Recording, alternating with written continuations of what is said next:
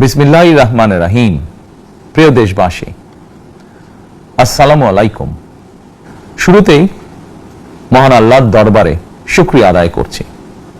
হাজারো শহীদের প্রাণের বিনিময়ে আমরা দেশ এবং জনগণের স্বাধীনতা, সার্বভৌমত্ব রক্ষা করতে পেরেছি। তাবেদার মুক্ত বাংলাদেশে জনগণের ভোটে জনগণের কাছে জবাবদিহিমূলক একটি নতুন সরকার যাত্রা শুরু করেছে। দেশে গণতন্ত্র এবং মানুষের অধিকার পুনঃপ্রতিষ্ঠার এই যাত্রা লগ্নে আমি দেশবাসীকে শুভেচ্ছা এবং আন্তরিক অভিনন্দন জানাই।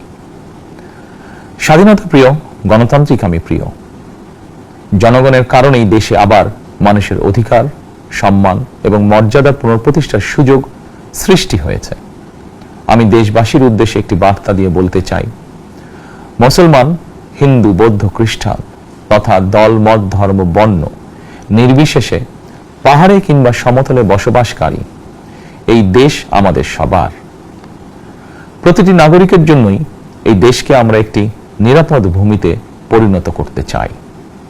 একটি স্বনির্ভর, নিরাপদ, মানবিক, গণতান্ত্রিক বাংলাদেশ প্রতিষ্ঠাই বিএনপি সরকারের লক্ষ্য।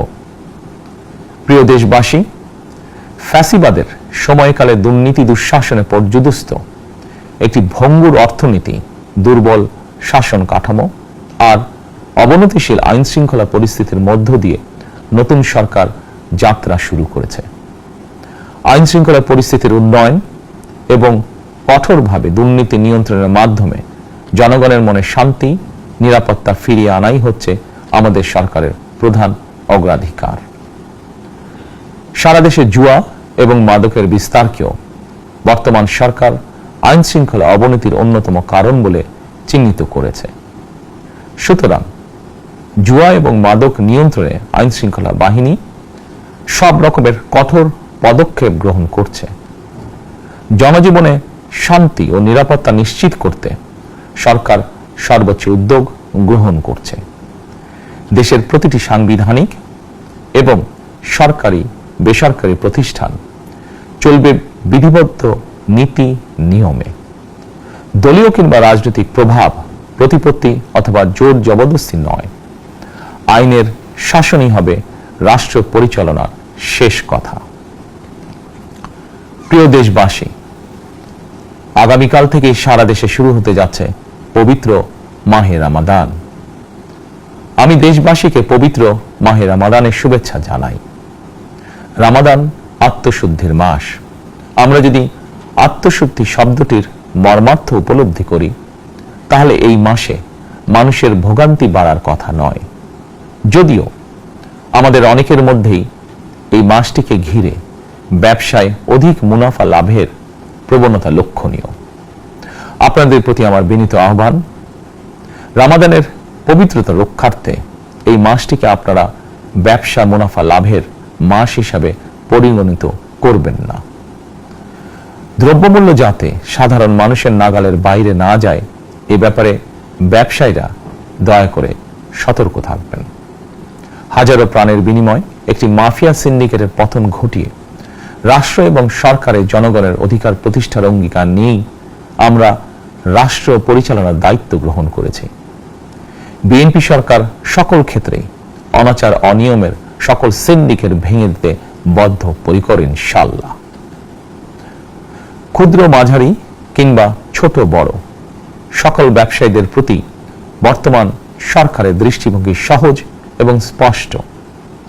বর্তমান সরকার ব্যবসায়ী এবং ক্রেতা সাধারণ উভয় স্বার্থ রক্ষা করে প্রয়োজনীয় পদক্ষেপ গ্রহণ করতে চায়। সুতরাং সরকারের পক্ষ থেকে কি ধরনের উদ্যোগ গ্রহণ করলে বাজার পরিস্থিতি নিয়ন্ত্রণে থাকবে কিংবা ক্রেতা বিক্রেতা উভয়েরই স্বার্থ রক্ষা হবে, এ ব্যাপারে আপনাদের যে কোনো ধরনের পরামর্শ কিংবা অভিযোগ শুনতে সরকার প্রস্তুত। ক্রেতা বিক্রেতা গ্রহীতা এই সরকার সকলেরই সরকার। এই সরকার আপনাদেরই সরকার। আপনারাই ভোটের মাধ্যমে এই সরকারকে রাষ্ট্র পরিচালনার দায়িত্ব দিয়েছেন। আপনারাই এই সরকারের শক্তি।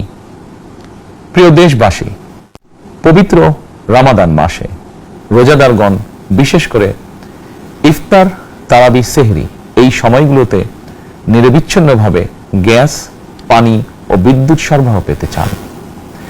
এই বিষয়টি নিশ্চিত করতে এরই মধ্যে আমি সংশ্লিষ্ট কর্তৃপক্ষকে নির্দেশনা দিয়েছি। অপচয় রোধ করে কৃচ্ছ্রতা সাধন প্রতিটি মুসলমানের ইমানি দায়িত্ব। অফিস আদালতে বিনা প্রয়োজনে কিংবা প্রয়োজনের অতিরিক্ত গ্যাস, বিদ্যুৎ, পানি খরচের ব্যাপারে সচেতনতা অবলম্বন করাও ইবাদতেরই অংশ বলেই আমি মনে করি। দেশের সকল সরকারি বেসরকারি কর্মকর্তা কর্মচারী এবং জনসাধারণের প্রতি কৃচ্ছ্রতা সাধনের আহ্বান জানানোর আগে আমি সরকারের মন্ত্রী এবং বিএনপি সংসদ সদস্যদেরকে দিয়েই একটি দৃষ্টান্ত স্থাপন করতে চেয়েছি। বিএনপির সংসদীয় দলের প্রথম সভাতেই আমরা সিদ্ধান্ত নিয়েছি, বিএনপি থেকে নির্বাচিত কোনো সংসদ সদস্য সরকারি সুবিধা নিয়ে ট্যাক্স ফ্রি গাড়ি আমদানি করবেন না এবং প্লট সুবিধাও নেবেন না। আমি আপনাদের সামনে বলেছিলাম, রাষ্ট্র পরিচালনার সুযোগ পেলে বিএনপি সরকার মহানবীর ন্যায়পরায়ণতার আদর্শ অনুসরণ করবে।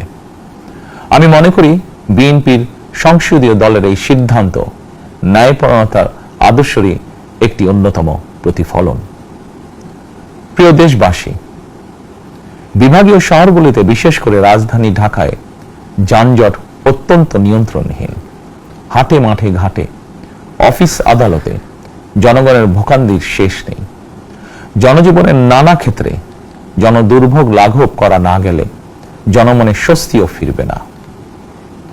রাজধানীতে জনসংখ্যার চাপ কমাতে বিকল্প ব্যবস্থা গ্রহণ করা জরুরি হয়ে পড়েছে। মানুষ তার নিজ জেলায় কিংবা নিজের বাসা বাড়িতে থেকেও যাতে সহজভাবে সঠিক সময়ে অফিস আদালত ব্যবসা বাণিজ্য করতে পারেন, সেই লক্ষ্যকে সামনে রেখেই সারা দেশে রেল যোগাযোগ ব্যবস্থা ঢেলে সাজানোর উদ্যোগ নেওয়া হচ্ছে। এই পরিকল্পনার অংশ হিসাবে প্রথমেই রেল, নৌ, সড়ক এবং সেতু মন্ত্রণালয়ের কার্যক্রম পুনর্বিন্যাস ও সমন্বয় করা হচ্ছে। আমরা মনে করি সারা দেশে রেল যোগাযোগ ব্যবস্থার সহজ, সুলভ এবং নিরাপদ করা গেলে একদিকে যেমন জনগণের শহর কেন্দ্রিক বা নগর কেন্দ্রিক নির্ভরতা কমবে, অপরদিকে পরিবেশেরও উন্নতি হবে। প্রিয় দেশবাসী, আমাদের চারপাশে সমস্যার শেষ নেই, তবে সমস্যার পাশাপাশি সম্ভাবনাও কিন্তু কম নয়। আমাদের বৃহৎ জনগোষ্ঠীকে যদি আমরা দক্ষ জনশক্তিতে রূপান্তরিত করতে পারি, তাহলে এই জনসংখ্যাই হবে আমাদের জনসম্পদ। আমরা নিজেদেরকে দক্ষ করে গড়ে তুলতে পারলে শুধু বাংলাদেশই নয়, বিশ্ব বাজারও আমাদের জন্য উন্মুক্ত। তথ্য প্রযুক্তির সিঁড়ি বেয়ে বিশ্ব এখন কৃত্রিম বুদ্ধিমত্তার যুগে প্রবেশ করেছে। প্রযুক্তির এই প্রতিযোগিতামূলক বিশ্বে সম্মান এবং স্বচ্ছতার সঙ্গে টিকে থাকতে হলে আমাদেরকে কোনো না কোনো একটি বিষয় বা কাজে পারদর্শী হতে হবে। দেশের কোটি কোটি শিক্ষার্থী এবং তরুণ যুবশক্তির উদ্দেশ্যে বলতে চাই, মেধায়, জ্ঞানে, বিজ্ঞানে নিজেদেরকে যোগ্য করে গড়ে তোলার জন্য যত রকমের সহযোগিতা দেওয়া যায় সব রকমের সহযোগিতা দিতে বর্তমান সরকার প্রস্তুত। কর্মসংস্থান এবং কর্ম পরিবেশ নিশ্চিত করার সুনির্দিষ্ট অঙ্গীকার নিয়ে বর্তমান সরকার যাত্রা শুরু করেছে। প্রিয় দেশবাসী, দীর্ঘ 18 বছর পর দেশে ফিরে গত বছর 25শে ডিসেম্বর আমি বলেছিলাম, দেশ এবং জনগণের জন্য আই হ্যাভ এ প্ল্যান। 12ই ফেব্রুয়ারি জাতীয় নির্বাচনের আগে দেশের বিভিন্ন স্থানে ঘুরে আমার প্ল্যান পরিকল্পনার অনেক কিছু আমি আপনাদের সামনে তুলে ধরেছিলাম।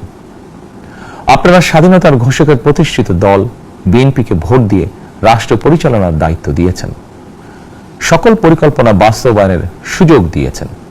এখন এই সুযোগকে কাজে লাগিয়ে সকল অঙ্গীকার পূরণ করার দায়িত্ব বিএনপি সরকারের। আমরা আমাদের পরিকল্পনা এবং প্রতিশ্রুতি বাস্তবায়নের কাজ শুরু করে দিয়েছি ইনশাআল্লাহ। অঙ্গীকার পূরণের এই যাত্রা পথে আমরা ভবিষ্যতের দিনগুলোতেও আপনাদের অব্যাহত সমর্থন প্রত্যাশা করি। প্রিয় দেশবাসী, সরকার প্রধান হিসাবে আমি দেশবাসীর উদ্দেশ্যে একটি বিষয়ে প্রতি দৃষ্টি আকর্ষণ করে বলতে চাই। নবগঠিত সরকার গঠনের সুযোগ দিতে যারা বিএনপিকে ভোট দিয়েছেন কিংবা দেননি অথবা কাউকেই ভোট দেননি, এই সরকারের প্রতি আপনাদের সবার সমান অধিকার। বিএনপি সরকার বিশ্বাস করে দল, মত, ধর্ম, দর্শন যার যার, রাষ্ট্র সবার। এই দেশে, এই রাষ্ট্রে একজন বাংলাদেশী হিসাবে আপনার, আমার, আমাদের প্রতিটি বাংলাদেশী নাগরিকের অধিকার সমান। প্রিয় দেশবাসী, আল্লাহ আমাদের সবাইকে নিরাপদ এবং সুস্থ রাখুন।